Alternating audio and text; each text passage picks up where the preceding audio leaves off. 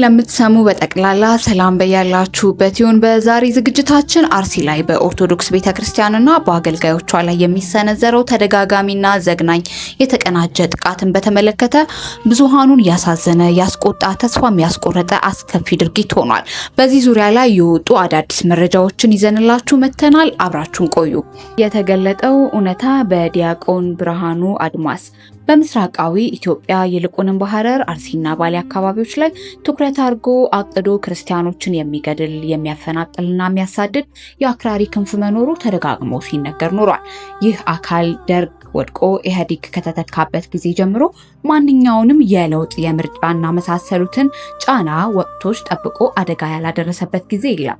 ከተቻለ የመንግስት መዋቅርን በመጠቀም በየዘመኑ ያለውን ፖለቲካ ትኩሳት እንደ ጥሩ አጋጣሚ በመጠቀምና ለሚገድላቸው አካላት ከወቅቱ ፖለቲካ አንጻር የሚስማማ ታርጋ በመስጠት የሚቻለውን ያህል ይገድላል፣ ያፈናቅላል፣ ያሳድዳል። ይህ የተገለጠ እውነት ነው። ተደጋግሞ ተነግሯል፣ ተገልጿል። ሆኖም እንደዚህ ዘመን እንደ ልቡ ክርስቲያኖችን የሚያጸዳበት ስለመኖሩ ግን አላውቅም። በእኔ እምነት ኢህአዴግ ከመጣበት ጀምሮ የተፈጸሙት ተደምረው በዚህ ዓመት ብቻ የተፈጸመውን የመግደል ማሳደድ ተግባር የሚያክሉ አይመስለኝም።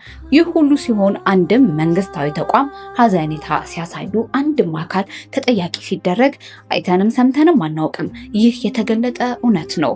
ምንም ቢሆን ማንም ቢሆን ይህ ሁሉ መከራ የሚደርስባቸው ሰዎች ደግሞም ዜጎች ነበሩ። በደቡብ አፍሪካ ላለው ከሀገራችን ውጡ የሚል አመጽ ዜጎችን ለመከላከል መንግስት በኤምባሲው በኩል እየሰራ እንደሆነ የሚገልጽ ዜና ከሰማን ለዚህኛው መንግስት በዝምታ የሚያልፍ ከሆነ ድርጊቱ የሚፈጸመው እርሱንም ጭምር ነው የሚለውን ወቀሳ እውነት ነው ብሎ በአወንታ እንደተቀበለው ለመረዳት ግዴታችን ጭምር ይሆናል። ይህ በእውነት ከልብ ያሳዝናል። አንድ የተረጋገጠ የተገለጠ እውነት ደግሞ አለ። የሰው ደም በከንቱ ፈሶ አይቀርም። እግዚአብሔር የሚባል ተበቃይ አምላክ አለና ለንስሐ ጊዜ ቢሰጥም በቀል የኔ ነው ያለውን ከኦሪት ከነቢያት አንዲት ቃል ከምታልፍ ሰማይና ምድር ቢያልፍ ይቀላል ያለው አምላክ ቃሉ የታመነ ነውና አይቀርም። እርሱ ሁላችንንም ይቅር ይበላል። የመከራውንም ወቅት አሳልፎ ለሰላም ለፍቅር ያብቃን። የምስራቅ አርሲውን የሰላማዊ ሰዎች እልቂትና ግድያ በተመለከተ ተጠያቂነትን በአንድ ወገን ላይ ብቻ ከመጣል ይልቅ የሁኔታውን ውስብስብነትና የሁለቱንም የመንግስት አካላት ኃላፊነት በጥልቀት መመልከት ያስፈልጋል። በጉዳይ ላይ የሚነሱት ዋና ዋና ነጥቦችና የኃላፊነት ድርሻዎች እንደሚከተለው ማየት ይቻላል።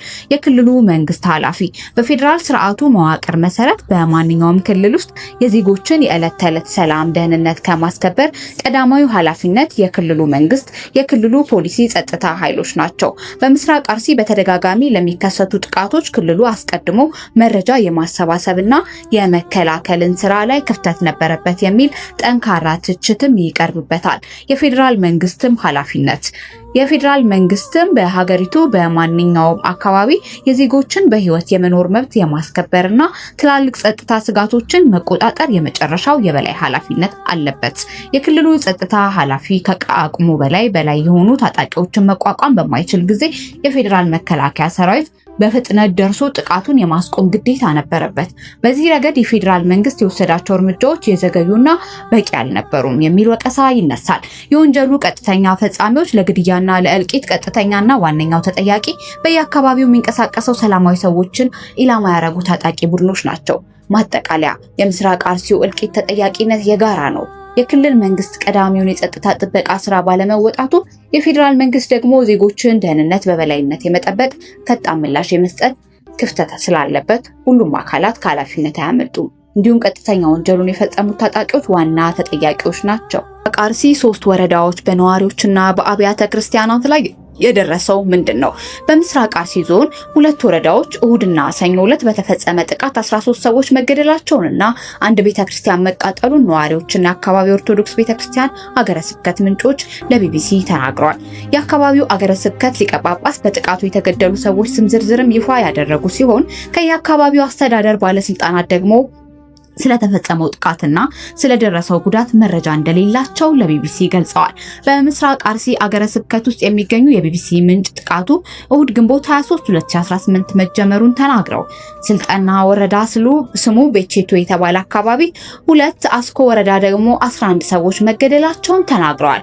እኚህ ለደህንነታቸው ሲባል ስማቸው እንዳይገለጽ የጠየቁ የቢቢሲ ምንጭ በጥቃቱ የ101 ዓመት ዕድሜ ያለው ጠለታ ገብርኤልም ቤተክርስቲያን ሙሉ በሙሉ በእሳት ወድሟል ብለዋል። ጥቃቱ የተፈጸመበት የአርሲና ሶማሌ ክልል ጅግጅጋ አህጉረ ስብከት ሊቀ ጳጳስ የሆኑት ብፁዕ አቡነ ኤልሳ ባወጡት መግለጫ በምስራቅ አርሲ ሀገረ ስብከት በአስኮ በሺርካና ሆንቆሎ ዋቤ ወረዳ 13 ኦርቶዶክሳውያን መገደላቸውን ከ280 በላይ ምዕመናን መፈናቀላቸውና 101 ዓመት ቤተክርስቲያን መቃጠሉን አመልክተዋል። በተጨማሪ ካራ ኩፍተና መድኃኔ ዓለም በተባለው ቤተክርስቲያን ላይ ዘረፋ መፈጸሙን የገለጹት ጳጳሱ ምዕመናን ጽላቱን ይዘው ተሰደዋል፣ መኖሪያ ቤታቸው ተቃጥሏል ሲሉ በመግለጫው ላይ ጠቅሰዋል።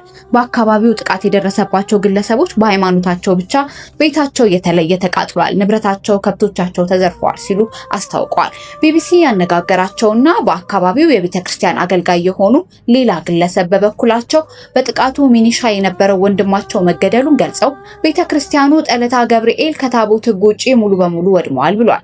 ሀገረ ስብከቱ ምንጭ ግንቦት 23 2018 በነበረ ጥቃት ደጀ ሰላሙ ተቃጥሎ የነበረው ኩፍቴና መድኃኔ ዓለም ግንቦት 24 ለ25 አጥቢያ ሙሉ በሙሉ ሊባል በሚችል ደረጃ መቃጠሉን ጨምረው ገልጸዋል። በጥቃቱ የተገደሉት ሟቾች ነዋሪዎች መሆናቸው የተናገሩት እኚህ ግለሰብ አስኮ ወረዳ 280 ሰዎች ከቤት ንብረታቸው መፈናቀላቸውን ጨምረው ተናግረዋል። ቢቢሲ በደረሰው ጥቃት ላይ መረጃ ለመጠየቅ ለኦሮሚያ ክልል ኮሚኒኬሽን ቢሮ ኃላፊ አቶ ኃይሉ አዱኛና የክልሉ ሰላም ጸጥታ ቢሮ ኃላፊ አቶ አራርሳ መርዳሳ በተደጋጋሚ ቢደውልም ስልካቸው ባለመነሳቱ ምላሽ ማግኘት አልቻለም። ቢቢሲ አፋን ኦሮሞ የአርሲ ዞን ኮሚዩኒኬሽን ጽሕፈት ቤት ኃላፊ የሆኑትን አቶ ሶሪ ወጊን ስለተፈጸመው ጥቃት ማክሰኞ አመሻሽ ላይ ላቀረበላቸው ጥያቄ እስካሁን የደረሰን መረጃ የለም፣ እናጣራለን የሚል ምላሽም ሰጥተዋል። ጥቃቱ ከተፈጸመባቸው አካባቢዎች አንዱ የሆነው የሆንቆሎ ዋቤ ወረዳ አስተዳዳሪ ሐሰን መሐመድ ሰዎች ስለሞቱበትና ንብረት ስለወደመበት ክስተት መረጃ የለንም የሚል ምላሽ ሰጥተዋል። ከጥቃቱ ጋር ስሙ እየተነሳ ያለው የኦሮሞ ነጻነት ሰራዊት በሰሜን አሜሪካ የሚገኙ የቡድኑ ቃል አቀባይ መሆናቸውን የሚገልጹት ጅሬኛ አያና ምላሽ እንዲሰጡ ቢቢሲ በጽሁፍ መልእክት ጥያቄ ያቀረበ ሲሆን ዘገባው እስከወጣበት ጊዜ መልስ አልሰጡም። የምስራቅ አርሲ አገረ ስብከት ዋና ስራ አስኪያጅ ሊቀቱ ጋሃን ቀሲስ ከፍ ያለው ሸንቆጤ እዚህ አካባቢ ትንሽ እርስ በርስ አለመስማማት አለ በማለት ግድያዎች እየተፈጸሙ መሆናቸውን ተናግረዋል። ሰኞ ግንቦት 24 2018 በዞኑ የተለያዩ አካባቢ ምርጫ መካሄዱን በማስታወስ በእነዚህ አካባቢዎች እርስ በርስ መጨራረስ የተደረሰው ምርጫውን ለማደናቀፍ ይሁን ወይም ሌላ ምክንያት ስለመኖሩ አለመታወቁ ተናግረዋል። ዋና ስራ አስኪያጁ ጥቃቱ የተፈጸመው በምን ምክንያትና በማን እንደሆነ ለይቶ ለመናገር አሁን እንደማይችሉ ጨምረው አስታውቀዋል። በአካባቢው የጸጥታ አካላትና የሚያጣራ ቡድን ማክሰኞ ዕለት ግንቦት 25 2018 ዓ.ም መሰማራቱን ተናግረው ሁኔታዎች መረጋጋታቸውን ገልጸዋል። በጥቃቱ የሞቱ ሰዎችን በተመለከተ ግማሹ 9 ይላል፣ ግማሹ 7 ይላል። ይህም ራሱ መጣራት አለበት ብለዋል። በአካባቢው ግንቦት 23 እና 24 የተኩስ ሩምታ እንደተከፈተ ጥቆማ እንደደረሳቸው መረጃው እንዳላቸው የሚናገሩት ኃላፊው አንድ ቤተክርስቲያን ላይ ትንሽ የእሳት አደጋ መድረሱን በመግለጽ ይህንንም ወደ ቦታው የተሰማራው ቡድን አጣርቶ እንደሚያሳውቅ ተናግረዋል። የተፈጠረውን በዝርዝር ለማስረዳት አጣሪ ቡድኑ የሚያመጣውን መረጃ አይተው ለመናገር እንደሚመርጡ በመግለጽ ዝርዝር ከመናገር ተቆጥበዋል።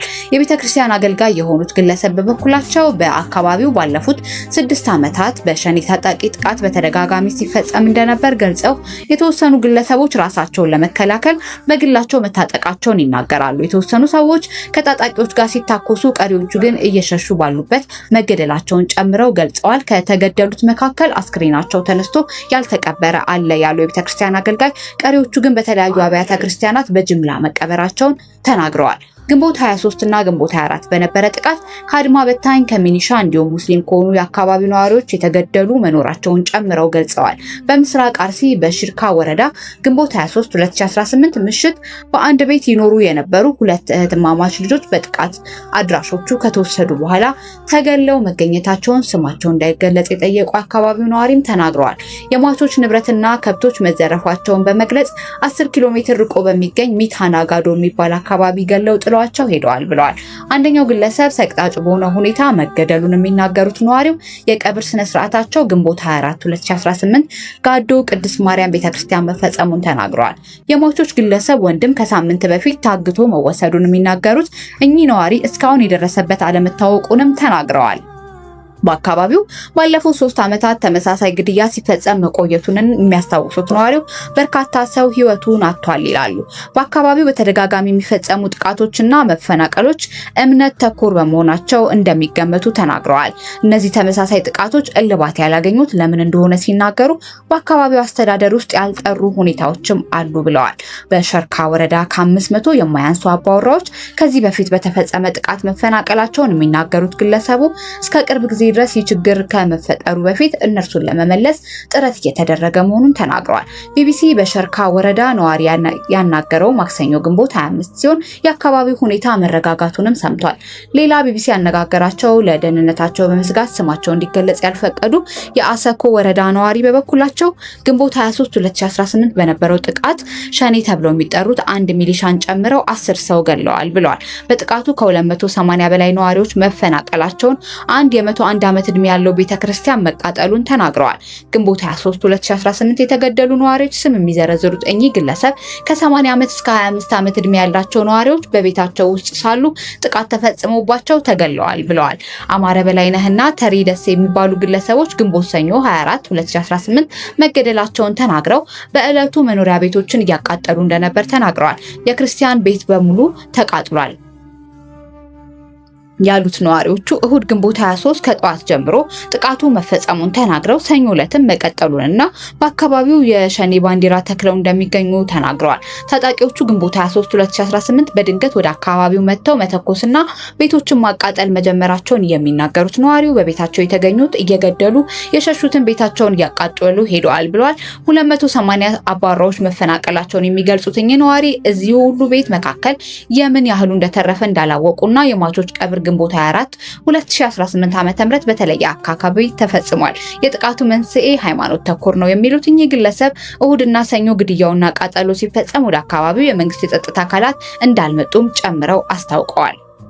እስከ መቼ ይላል የብፁዕ ወቅዱስ አቡነ ማትያስ ቀዳማዊ ፓትርያርክ ርዕሰ ሊቃነ ጳጳሳት ዘኢትዮጵያ ሊቀ ጳጳስ ዘአክሱም ወጨጌ ዘመንበረ ተክለ ሃይማኖት በአርሲ ሀገረ ስብከት በቤተ ክርስቲያናችንና ኦርቶዶክሳውያን ላይ የደረሰውን ጥቃት በማስመልከት አባታዊ መልእክት አስተላልፈዋል። ቅዱስነታቸውም ያስተላለፉት አባታዊ የሐዘን መልእክት እንደሚከተለው ነው። በአርሲ ሀገረ ስብከት በአሰኮ በሸርካ በሆንቆሎ በዋቢና ሙሳኔ ወረዳዎች በመንፈስ ቅዱስ ልጆቻችን በቅድስት ቤተክርስቲያን ላይ ስለደረሰው አሰቃቂ ጥቃት የሰማነውን በተሰበረ ልብ ነው። የእምነት ነጻነት ተደፍሮ 100 ዓመታት ያስቆጠረው የጠላታ ቅዱስ ገብርኤል ቤተክርስቲያን በተቃጠለበት እንዲሁም የካራ ኩፍቴና መድኃኔዓለም ቤተክርስቲያን በተዘረፈበት በዚህ ክፉ ቀን በርካታ ምዕመናን በግፍ መሰዋታቸውን በመቶዎች የሚቆጠሩ ወገኖቻችን ከቀያቸው መፈናቀል ላቸውን ቤተክርስቲያናችንን በእጅጉ ያሳዘነ ክስተት ነው። የሰላም የፍቅርና የታሪክ ማህደር የሆነችው ቤተክርስቲያን በምድራዊ መከራ ውስጥ ያሉትን ምዕመናን በምታጽናናበት በዚህ ወቅት ራሷ በፈተና ውስጥ ሆና ከመቸገሯ በላይ በአርሲ ምድር በተደጋጋሚ የሚስተዋለው በደልና ግፍ በሁላችንም ልቦና ውስጥ እስከመቼ የሚል የቁጭትና የሐዘን ጥያቄ ፈጥሯል። በመሆኑም ይህ መከራ እያበቃ ሳይሆን እየሰፋ በመምጣቱ የዜጎች ደህንነት የመጠበቅ ሰላምን የማስፈን አደራ የተጣለባችሁ የጸጥታ አካላት በየመዋቅሩ ያላችሁ ኃላፊዎች ከምንም በላይ ታሪክ የሚጠይቃችሁ በስልጣን ዘመናችሁ ለዜጎች ደህንነት በምትከፍሉት ዋጋ ነውና ይህን የጥቃት ሰንሰለት በማስቆም ወንጀለኞች ለሕግን በማቅረብ ከታሪክ ባለዕዳነት ትድኑ ዘንድ በቤተክርስቲያን ስም አበክረን እናሳስባለን። በየአካባቢው የምትገኙ ምዕመናን፣ መላው ኢትዮጵያውያን በወንድማማችነት መንፈስ ታግዛችሁ የተፈናቀሉ ወገኖችን በመደገፍ በጸሎት ከቤተክርስቲያናችን ጎን እንድትሆኑ ጥሪ እናቀርባለን። በመጨረሻም ቤተክርስቲያናችን ለሰላም፣ ለይቅርታ፣ ለሰው ልጅ ክብር ሁልጊዜ የምትቆም መሆኑን በመግለጽ ይህን የሐዘን ሰዓት አምላካችን በምህረት ያሳልፍልን፣ የሞቱትን ነፍሶች በመንግስቱ ይቀበልልን፣ የተጎዱትን በቸርነቱ ያጽናናልን በማለት አባታዊ የሐዘን መልእክታችንን በእግዚአብሔር ስም እናስተላልፋለን። እግዚአብሔር አምላክ ኢትዮጵያን ሕዝቦቿን ይባርክ። ወስብሐት ለእግዚአብሔር። አባ ማትያስ ቀዳማዊ ፓትርያርክ ርዕሰ ሊቃነ ጳጳስ ዘኢትዮጵያ ሊቀ ጳጳስ ዘአክሱም ወጨጌ ዘመንበረ ተክለ ሃይማኖት ግንቦት 26 ቀን 2018 አዲስ አበባ ኢትዮጵያ።